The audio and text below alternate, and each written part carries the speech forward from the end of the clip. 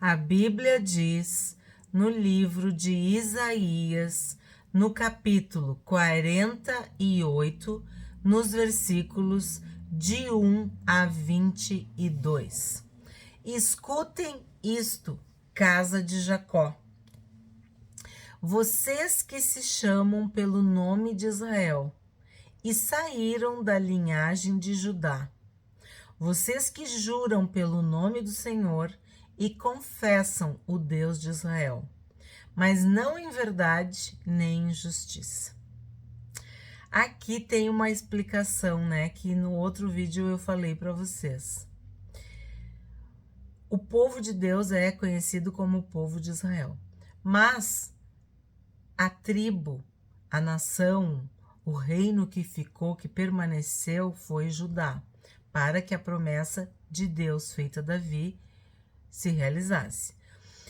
Só que o que acontece? Eles são da descendência, eles são da linhagem, mas eles não praticam, eles não andam em verdade e em justiça. Em justiça. Eles não vivem, eles são nominais, ó. Vocês saíram da linhagem de Judá, vocês que juram pelo nome do Senhor e confessam o Deus de Israel, mas eles não fazem isso em verdade. Eles não fazem isso como fruto de uma vida com Deus, de intimidade, de relacionamento. Eles não nasceram de novo. Eles são descendentes, são da linhagem, são judeus, mas eles não amam a Deus. Deus procura verdadeiros adoradores que o adorem em espírito e em verdade. E aqui está deixando bem claro que não há verdade, não há justiça. Por que não há justiça? Porque os pecados não foram perdoados.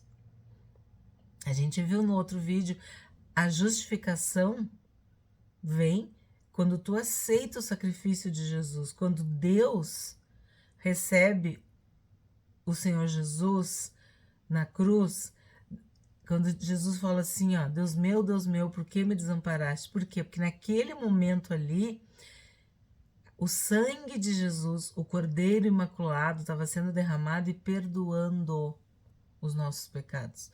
Então, Jesus era a personificação do pecado, do meu pecado, do teu pecado. Então, essa é a justiça de Deus. O Cordeiro que foi imolado, que morreu a nossa morte, para que nós pudéssemos ter vida e sermos salvos. Então, não tem justiça no sentido de que vivem em pecado e porque não aceitam o sacrifício de Jesus. Vou ler do 2 ao 5 agora, um trechinho. Da santa cidade tomam o nome e se firmam sobre o Deus de Israel, cujo nome é Senhor dos Exércitos. Desde a antiguidade anunciei as primeiras coisas, a minha boca as pronunciou, eu as fiz ouvir e de repente agi e elas se cumpriram, porque eu sabia que você era obstinado, que o seu pescoço é um tendão de ferro e que a sua testa era de bronze. Por isso, desde aquele tempo eu lhe anunciei essas coisas e as dei a conhecer antes que acontecessem, para que você não dissesse, o meu ídolo fez estas coisas, ou a minha imagem de escultura e a minha imagem de fundição as ordenaram. Aqui a gente está vendo duas coisas muito sérias. O lamento, eu diria assim, ou a constatação de Deus em relação ao seu povo. Povo escolhido, povo amado, povo protegido, povo que foi liberto do Egito, que foi liberto de tantos outros inimigos. A gente viu da Assíria, a gente viu da Babilônia, agora o Império Persa, quer dizer, a história depois mais, né, no tempo já de Jesus, no Novo Testamento, o Império Romano, quer dizer, é um povo que não se converte, que não se dobra, que não se humilha, que não se curva, que não se rende. Se entregar de corpo e alma.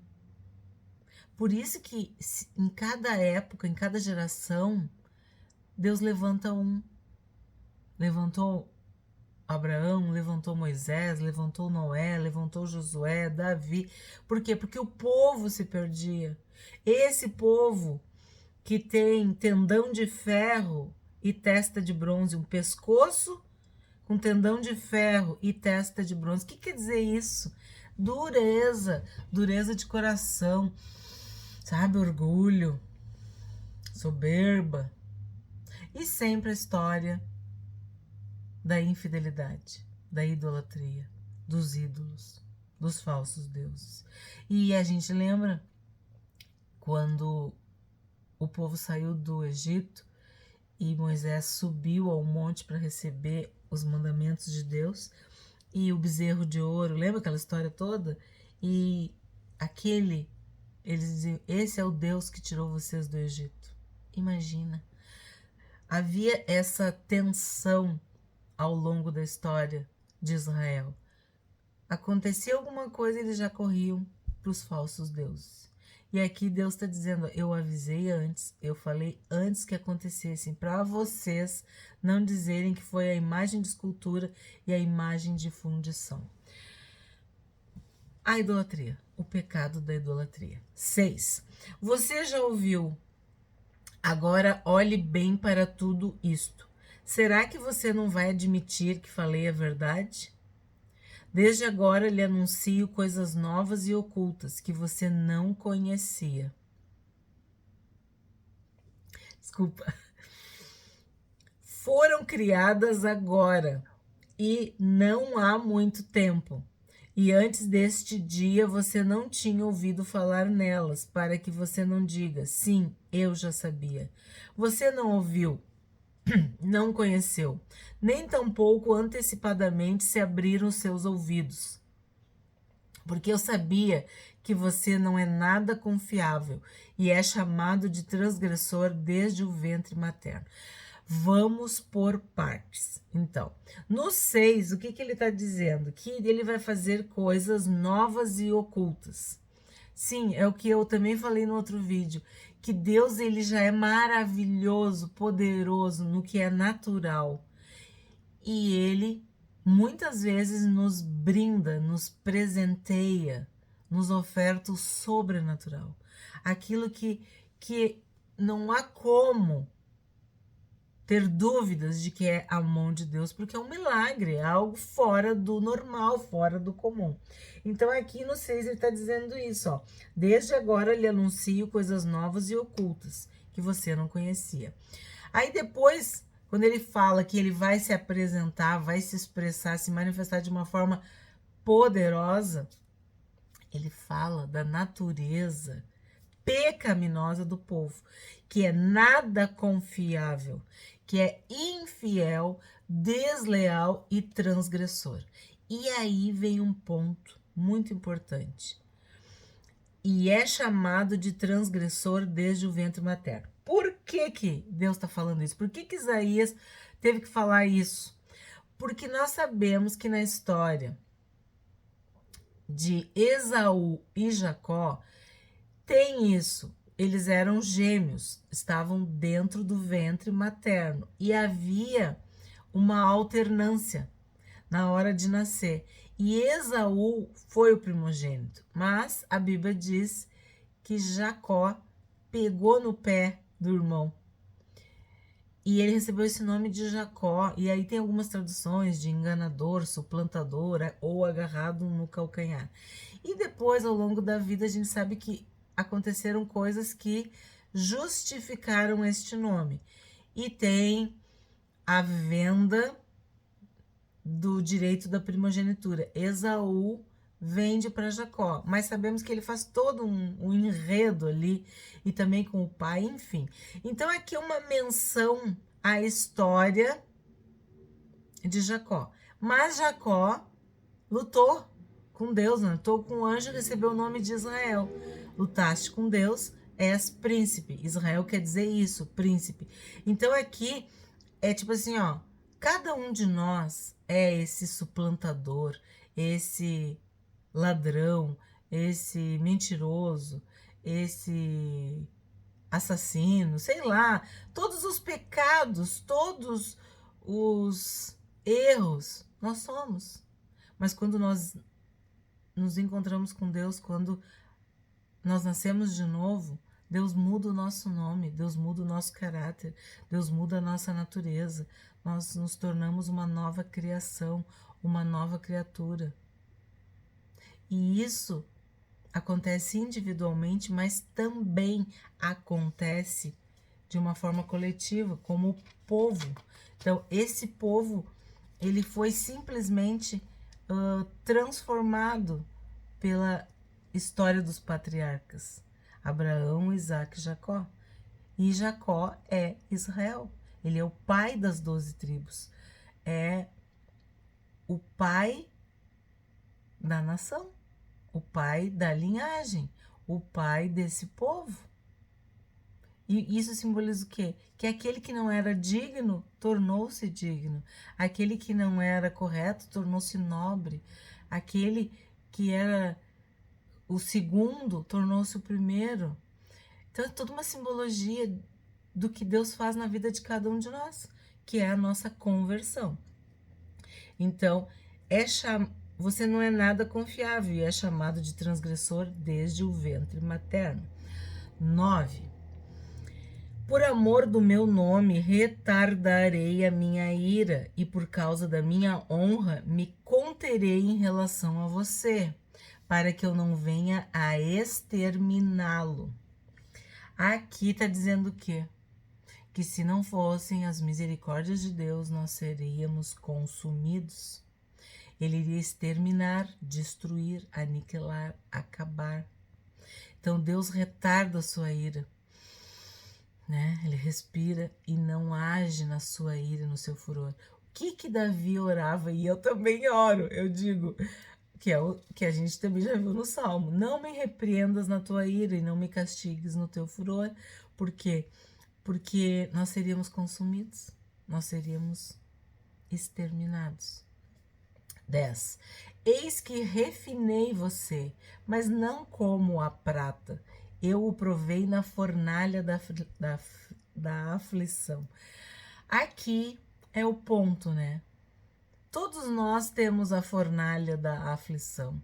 Às vezes, isso é pessoal, algo que nós lutamos na nossa alma, e muitas vezes é externo. Muitas vezes as pessoas sabem que nós estamos sofrendo, ou como um povo, uma aflição, uma calamidade, uma tragédia, uma desgraça, mas nós precisamos muitas vezes ser provados pelo fogo para tirar o que é ruim. Refinei você, mas não como a prata. Eu o provei na fornalha da aflição. O sofrimento, a dor, ele pode nos transformar como pessoa. A gente pode se humilhar, a gente pode se arrepender, a gente pode reconhecer o poder, a soberania, a graça de Deus, o amor, as misericórdias de Deus, ou a pessoa pode se revoltar. O mesmo sol seca o barro e derrete a manteiga. Tem pessoas que com a dor, com a aflição, com o sofrimento, com a vergonha, com a humilhação, com a perda, com o luto, com a calamidade, com a doença, com a tempestade, com a enchente, com os inimigos, enfim, se humilha, se derrete, se desmancha, se prostra, se entrega e se rende, se salva. E tem o outro que se ofende, que endurece, que amaldiçoa a Deus, que odeia, que culpa a Deus, que fica com o coração de pedra, que se afasta, que vira as costas, como os 2 ladrões na cruz. Jesus no meio de 2 ladrões, 2 criminosos, depende do que está na tua Bíblia, de como que está escrito, 2 transgressores. Um reconheceu, se converteu, se salvou. E Jesus disse: hoje mesmo estarás comigo no paraíso. O outro morreu blasfemando, o outro morreu amaldiçoando. Então, a mesma fornalha da aflição, pode fazer isso. Secar uma pessoa, endurecer, revoltar, fazer a pessoa perder a fé totalmente. E a outra se humilha, se salva, olha para o céu e pede misericórdia, pede socorro. É bom a gente ser liberto, livre da fornalha, mas às vezes nós só vamos conhecer a Deus na fornalha, de dentro da fornalha, passando pela circunstância, sendo provado para depois ser aprovado por Deus. No mundo passareis por aflições, angústia, ansiedade, privação, medo. Mas Deus está conosco. O quarto homem da fornalha é Jesus, é Deus, é o Espírito Santo. Mesmo dentro da fornalha, nós somos protegidos. Por amor de mim é que faço isto. Pois como seria profanado o meu nome, não darei a mais ninguém a minha glória. Então, em primeiro lugar, se Deus tem um povo e ele destrói esse povo, significa que ele não conseguiu salvar o povo. E também os inimigos, os falsos deuses, tudo isso. Realmente tu não conseguiu, né? Nós é que somos os verdadeiros. Foi isso que Moisés falou para Deus. Deus queria destruir o povo, começar tudo de novo. E Moisés intercedeu pelo povo. Ou também aconteceu com Noé. Todo aquele povo da época foi destruído. Também aconteceu com os murmuradores. Então, sim, temos muitos episódios na Bíblia de que Deus se ira e destrói.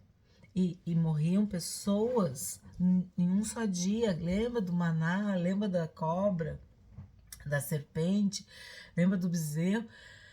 São tantos episódios, tantos, que não tem como tu não entender que o pecado desperta a ira de Deus, o furor de Deus, a fúria de Deus.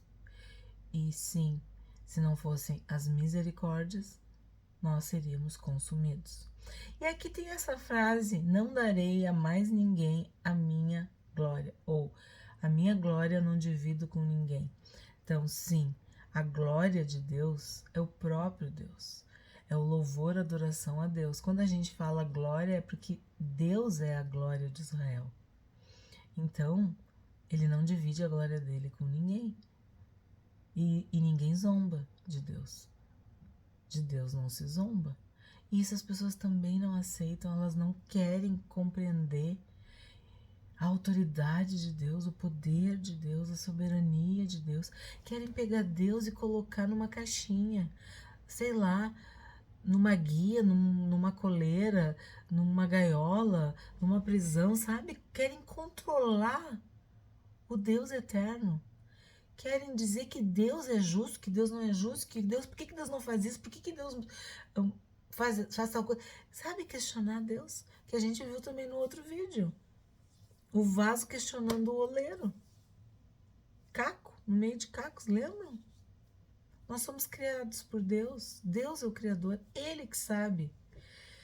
E isso é muito sério. Porque na hora da dificuldade, da angústia, da aflição, da calamidade, é que a gente vê quem ama a Deus. Mesmo na dor, adora, louva e confia. E outras pessoas só querem as bênçãos, só querem a proteção. Não querem passar pela fornalha da aflição, pelo teste, pela prova, pela tribulação, pelas angústias. 12. Eu vou ler o 12 e o 13. Escute, ó Jacó, e também você, Israel, a quem chamei. Eu sou o mesmo, sou o primeiro e também o último. Lembra do alfa e o ômega? O princípio e o fim? Também a minha mão fundou a terra e a minha mão direita estendeu os céus. Quando eu os chamar, eles se apresentarão juntos. O que quer dizer isso? Que Deus é eterno, que os governantes passam, os governos passam. A glória de Deus é eterna. Deus é o Criador. As suas criações e criaturas também passam. Mas Ele permanece para sempre. 14. Reúnam-se todos vocês e escutem. Quem dentre eles anunciou estas coisas? Aquele a quem o Senhor amou executará a sua vontade contra a Babilônia, e o seu braço será contra os caldeus. Então, quem viu o outro vídeo sobre Ciro viu ou soube que Ciro, o rei da Pérsia, Ciro ou persa, aniquilou, acabou com a Babilônia. 15. Eu tenho falado, também já o chamei, eu o trouxe e farei próspero o seu caminho. Fazer a vontade de Deus, é isso que está falando aqui. Que nós precisamos fazer a vontade de Deus. Seja o que Deus esteja demandando de nós. Por mais que doa, qual é a tua vontade, Senhor? O que tu queres que eu faça? Davi dizia que ele odiava os que odiavam a Deus, que ele aborrecia os que aborreciam a Deus, mas ele amava os nobres da terra, aqueles que amavam a Deus. Então, tu tem que entender isso, que nesse momento da história de Israel, era isso que estava acontecendo. Deus estava fazendo justiça àqueles a quem ele chamou, a quem ele separou, a quem ele amava, a quem ele escolheu. E Ciro estava sendo o instrumento dessa justiça, estava fazendo a vontade de Deus. Vamos seguir. Aproximem-se de mim e escutem isto. Desde o princípio não falei em segredo, desde o tempo em que isso vem acontecendo, tenho estado lá. Agora o Senhor Deus enviou a mim e o seu Espírito. Assim diz o Senhor, o seu Redentor, o Santo de Israel. Eu sou o Senhor, o seu Deus, que lhe ensina o que é útil e o guia pelo caminho que você deve andar.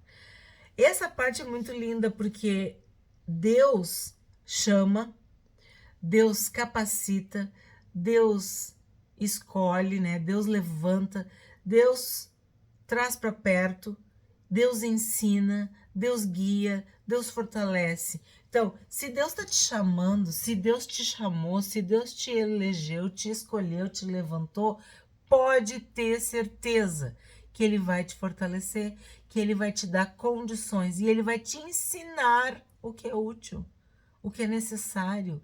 Ele vai te guiar pelo caminho, Ele vai te orientar. É isso que Deus está dizendo. Eu sou o Senhor, o seu Deus, que lhe ensina o que é útil e o guia pelo caminho que você deve andar. 18. Ah, se você tivesse dado ouvidos aos meus mandamentos, então a sua paz seria como um rio e a sua justiça como as ondas do mar. Também a sua posteridade seria como a areia e os seus descendentes como os grãos da areia. O seu nome nunca seria eliminado, nem destruído de diante de mim. Sabe aqui eu sinto esse é um lamento assim, ó. Sabe quando nós mesmos, diante da nossa história de vida, diante das nossas memórias, do nosso passado, nós lamentamos. Se eu pudesse voltar atrás e fazer tudo diferente, tudo melhor. Mas não dá, né? A gente não tem esse poder de voltar. Mas o que a gente pode fazer daqui para frente? fazer o que é certo, entregar nossa vida para Deus, se arrepender, buscar a vontade de Deus, como a gente falou no versículo anterior. Então Deus está dizendo, ó, se vocês tivessem ouvido, nós que estamos estudando, vocês aí do outro lado, companheiros fiéis dos vídeos, que estão aqui lendo desde o início deste ano de 2024, desde janeiro, desde o Gênesis, vocês que estão firmes aqui comigo, nesse estudo, nessa leitura bíblica, nessa reflexão, nessa aprendizagem diária, nós chegamos em Isaías. E aí a gente pensa, tudo que Israel passou, desde o princípio. Que luta. Caindo, levantando, se sujando, se machucando, se ferindo, errando, levantando, Deus perdoando. É como as nossas vidas, cada um de nós. Só que chega uma hora que a gente se converte, né? Tem uma hora que a gente para de pecar, cansa de pecar, que a gente vira as costas pro pecado, que a gente busca a santidade, porque sem santidade ninguém vai ver o Senhor. Então a gente fica esperando a redenção de Israel, né? A cada rei, a cada profeta, a cada livro, cada parte da história. E agora aqui tu tá vendo o próprio Deus, através de Isaías, dizendo, no 18, né? Ah, se você tivesse dado ouvidos aos meus mandamentos. Quanta dor teria sido evitada. Quanta vergonha, quanta humilhação, quanto cativeiro.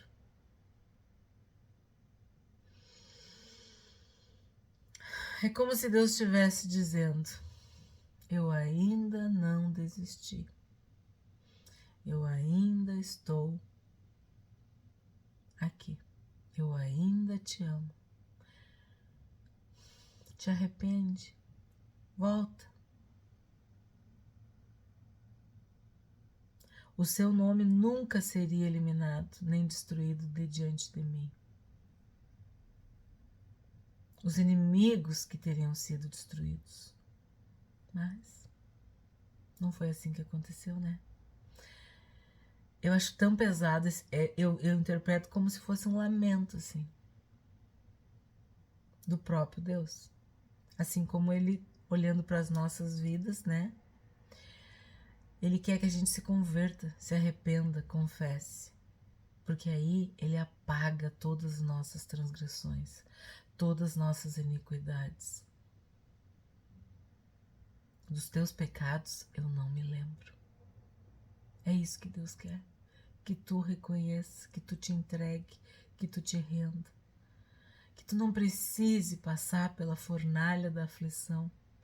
Mas mesmo que tu tenha que viver isso, ele vai estar contigo, porque ele te ama. Tu é o povo dele, tu é a criação dele. 20. Saiam da Babilônia. O que é saiam da Babilônia? Saiam da Babilônia, literalmente, né? Vocês estão livres, não são mais escravos da Babilônia, vocês vão voltar para a terra de vocês, mas também saiam do sistema pecaminoso. Lembra que a gente estudou isso no início, quando começamos, que a Babilônia simboliza toda uma cultura de pecado, um sistema oficial organizado, estabelecido, estruturado no pecado. Babilônia tem toda essa simbologia na Bíblia. Fujam do meio dos caldeus, anunciem isso com voz de júbilo, proclamem e levem esta boa notícia até os confins da terra. Olha o que eu falei. Digam, o Senhor remiu o seu servo Jacó. Não padeceram sede quando ele os levava pelos desertos. Fez brotar para eles água da rocha. Fendeu a pedra e a água jorrou. Significa o quê? Deus é fiel e Deus sempre foi fiel. Por quê? A Bíblia diz que ele não pode negar a sua própria natureza. E ele foi fiel. Mas para os ímpios não há paz, diz o Senhor. Para os ímpios não há paz. Porque os ímpios voltaram as costas para Deus. Mas se nós o ouvirmos, nós teremos paz. Ele é a nossa paz, Ele nos salvará, Ele nos perdoará, Ele nos trará de volta para a terra. O que a gente aprende hoje com este capítulo de Isaías? De que o Senhor dos Exércitos não dá, não divide, não reparte a sua glória com ninguém. Ele não dá a sua glória a outros. Ele é o primeiro e também o último. Ele é o único Senhor, o verdadeiro Senhor, o Deus eterno. Ele é o Senhor dos senhores, o Senhor dos exércitos, o onipotente. O nosso Deus, ele nos ama e ele nos ensina o que é útil. Ele nos guia pelo caminho em que nós devemos andar. Se nós o ouvirmos, nós teremos paz, porque Deus é a nossa paz. Jesus é o príncipe da paz.